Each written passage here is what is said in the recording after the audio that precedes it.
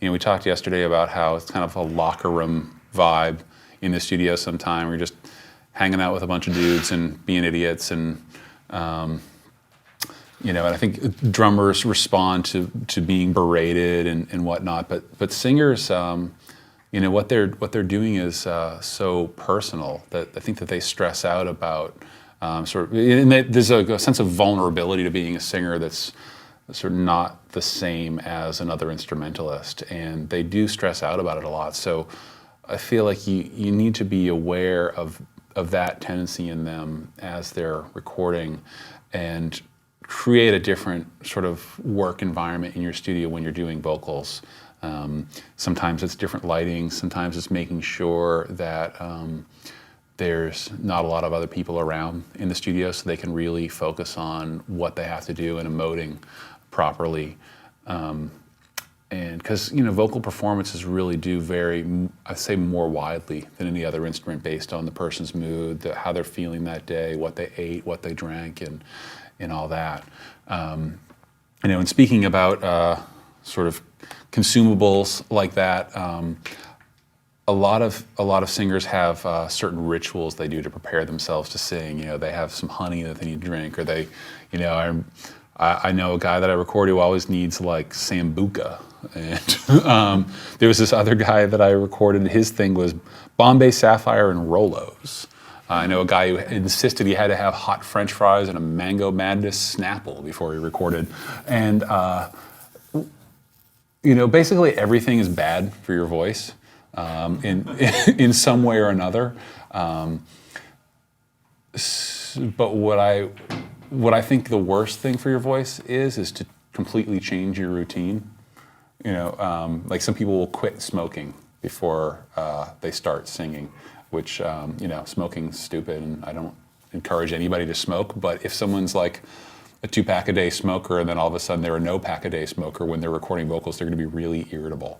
And you want to make sure that someone's calm and focused when they're recording their vocals. So don't encourage them not to change their routine too much. Whatever has worked for them in the past is great. And also encourage them not to overuse their voice when they're not singing. Just kind of take a load off when they're off the clock, and don't talk too much. If someone loses their voice, there's a lot of things you can do. There's various voice sprays that can help. The thing that's been most helpful for me is throat coat tea, the version of the throat coat tea that has slippery elm bark extract.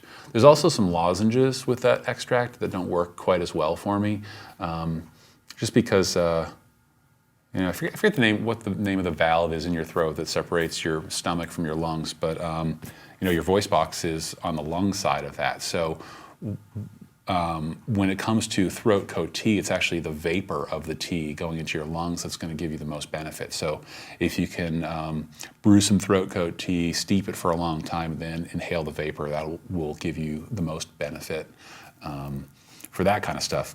But again, when someone's voice is shot and overworked, they're not going to get it back. So try to always be aware of the condition of your singer's throat, and what their mental state is, but mostly what the state of their throat is. And when it's time to call it, switch back to bass or switch back to guitar. Don't put, unless it's like the very last overdub that they have to do on the record, don't push them. Make sure that they're able to come back the following day and still perform, and they haven't ruined their voice for the next day or two. There's been a ton of records that I've done that I've had to postpone tracking on because the singer lost their voice and wasn't able to complete the record in the scheduled time. So kind of always be aware of that as you're tracking stuff, and make sure the singer has plenty of time to do what they need to do.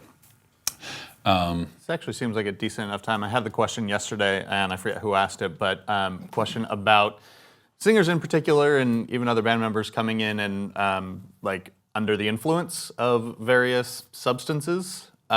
Is this an issue that you encounter? If so, how do you deal with it? People who say, "Oh, I need to be drunk to sing." What do you do with that?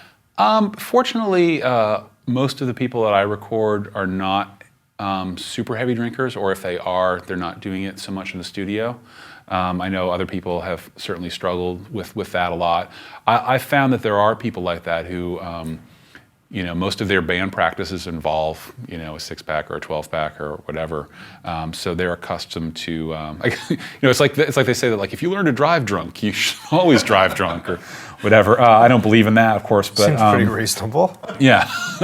But if people are accustomed to playing under the influence, then that might be the best way to record them. You want to sort of be their friend, be their confidant, and be concerned in their life and their general health and safety and well-being. So you don't want to be an enabler of a substance abuse problem.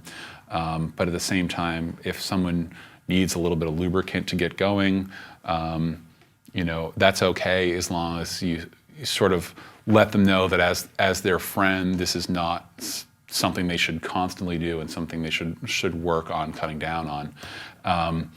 There's also the issue of productivity with an intoxicated person. Some people need a certain amount of lubricant in order to get to the point they can play, but then they hit a spot where they're in a good spot, but then they keep drinking. And then they get to a point where they're, especially singers, start to lose rhythm as they get more intoxicated. But additionally, as they get more intoxicated, their ability to judge their performance is impaired. So I find that, like, intoxicated people might spend the last 3 hours of the day just fighting with it and getting frustrated with their performance, because they don't have the rhythm anymore, but they also don't have the ability to judge the lack of rhythm.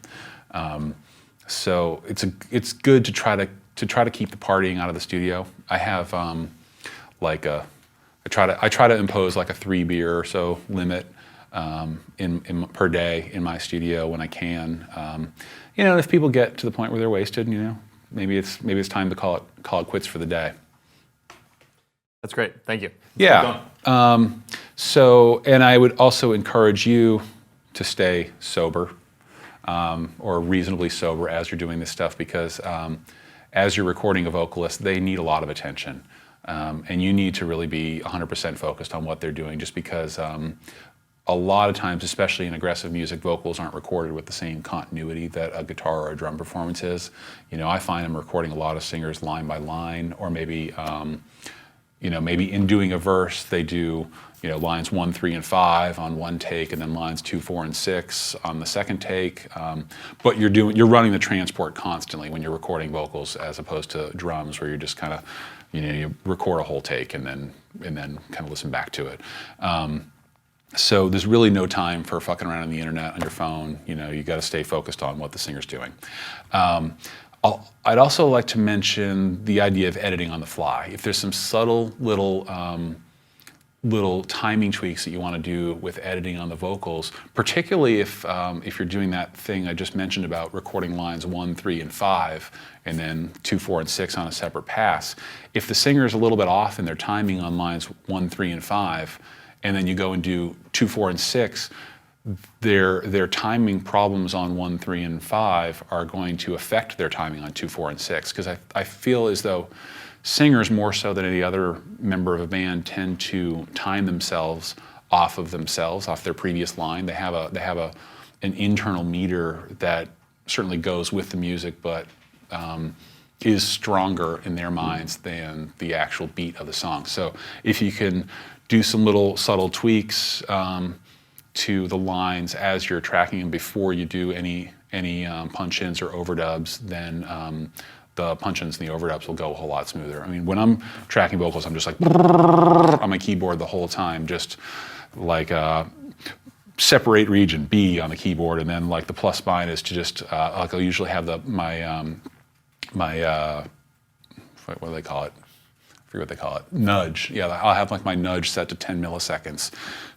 And I'm constantly separating out either lines or little portions of lines, and just very small, subtle movements, not trying to change their performance, but just especially with like faster type music, to just kind of dial it in and make sure it lands right on the beat. And I think that's really the extent of the vocal tracking stuff. And I got a couple minutes if there's any vocal tracking, vocal sound related questions. Looks like we got one in here. Yeah, go ahead. What do you think about as far as layering or doubling with heavier type bass music vocals? Do you do a lot of that or no? Well, a lot of singers love it because a lot of singers don't love the sound of their voice, and it's a way to kind of smear it and add a certain character to it. Like people, I think, are a bit afraid of being exposed and afraid of that intimacy that is, a personal lyric being shared with an audience, and the sound of their body being shared with an audience. And to layer that stuff can add some sort of smear to that. Just to sort of like layering guitars adds a bigness to a guitar performance, but also removes intimacy. So I'm a little bit wary of doubling. When I do double, there is that nice plugin called Vocal Line that kind of will line up multiple performances and sort of dial in the timing discrepancies between them, and that can be useful. I don't really use that a whole lot, but yeah, I try to treat the vocal doubling sort of as an effect, and as I'm doing vocal doubling, as I'm tracking, I'm thinking a lot about how that will fit into panning space. So like, if there's like a vocal, say there's a vocal track over at the same time as a guitar lead or some like real featured guitar part, I might double the vocal and pan it out so that the guitar has space in the middle to sing. Just like, when it's just real heavy rhythm guitars and no sort of interesting guitar color, the vocals will be pretty centered and maybe not doubled. So yeah, I don't do a whole lot of that stuff, but I treat it more like special effects and ear candy than I do as reinforcement to the vocal sound. Quite a few people in the chat rooms asking about how you approach gang vocals. Ah, yes. There's a lot of ways to do gang vocals. And like anything, the better your gang is, the better your gang vocals will be. Any type of backing vocal is really different than a lead vocal. In a lead vocal, your pitch and your timing are actually a lot less important than a backing vocal is. As a lead singer, your voice is up front, and the most important part of that is a voice that emotes properly and that connects with an audience. But in a backing vocal role, whether it's a single backing vocal, a melodic backing vocal, or whether it's a shouty gang vocal, your role there is to reinforce the lead vocal. And so you need to, if there's a lead vocal happening simultaneously, you really need to follow the timing of that lead vocal well. If there's not one happening simultaneously, you need to be really locked in with the rhythm of the song, and also, in the case of a gang vocal, locked in with the other members of the gang. So I've had the best success with gang vocals recording a smaller group of people layered 2 to 6 times rather than a giant group of people layered once or twice. There's a lot of, and then if you have a good group of gang vocalists, you'll tell them like, okay, pick like 2 or 3 different voices. On this pass do an R, and on that pass do an ah, so it feels like a larger group of people. And then from an engineering standpoint, you really have two approaches. There's actually an interesting trick I'll mention second. One approach is, a standard microphone with the people set back and maybe a semicircle around it. You might use an Omni microphone, and you give everybody headphones so you can communicate with them, and then they perform into that microphone. You do however many layers you feel like you need to get the appropriate size gang vocal. If you have a big gang and you don't have enough headphones, or you don't want them to have to deal with headphones, you might give maybe like the director, which is probably the lead singer, a set of headphones just so they can be really locked in with the groove. And then if you have monitors or PA speakers or something like that in your studio, you can use those at a low volume. And what I'll do when I do that is I'll set up 2 speakers, maybe like 15 feet apart. One of the speakers that I have has like a banana plug type connection into it. Flip the polarity of that speaker, and then put one microphone equidistant between those 2 speakers, and then send a mono mix of the song through those two speakers. So the microphone in the middle will actually, those two speakers will actually, if your room's somewhat balanced, those two speakers will actually phase cancel a little bit in the microphone in the middle, and you won't get a ton of bleed from the audio track going into that. The other way, if you don't have a situation like that, but you just say you have like a mono PA speaker in a room that you want to blast that out, what you can do is record your gang without any compression through that microphone with the speaker blasting, and then tell them to just stand there, don't make any noise.